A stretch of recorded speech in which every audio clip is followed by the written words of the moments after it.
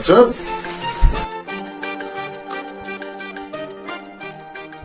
Şaka. Gel adamına.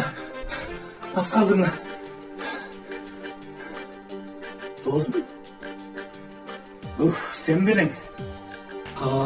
Anlaysın oğlum, laksın mı? Şurada sıkmaya başlıyor. Yürek uçurdun da. Ayım ne anca tızıldaysın tümele narı böyle. Dozum bilesin de. İki ayaşın. Bozdu bunu. Düşünüyorum dostum. Ay. Saat kança oldu dozum? Saat 6 olup kaldı. Dozum. Ayaşından da gelelim abi olup baktır. Gelen de. Çay oturup sürüşelim. O şu caya oturup söyleşmeye kaldık koçamaz. Botom ne deyip? Emi sabır kıl dostum. Yaşıra Turçu eş nerse bile yok. Ne? Senin bir şaşıran var mı? Olsa ayıtkın seninle. Benim yüreğim çıdamaydı. Emi aytsa aytayın dostum. Cana gel atıp Ayşe kandı narko üstü görüp kaldım. Ne? Ayşe kan bulacak yere da. Oo. Çok.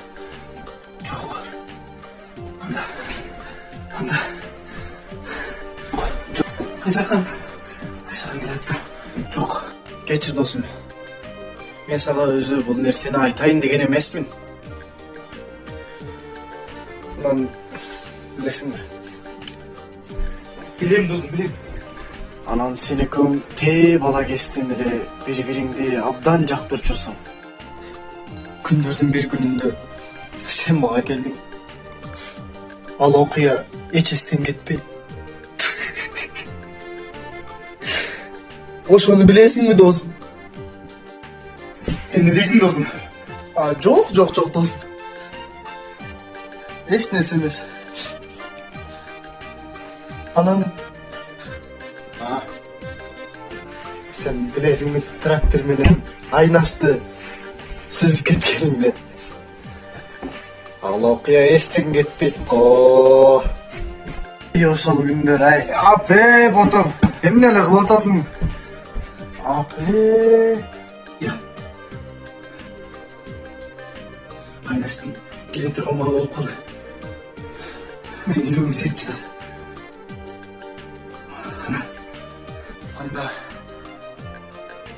Aman sonunda. Ben daha gideyim.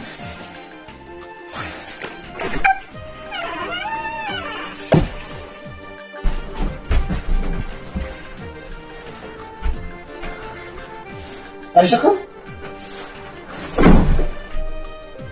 Gel.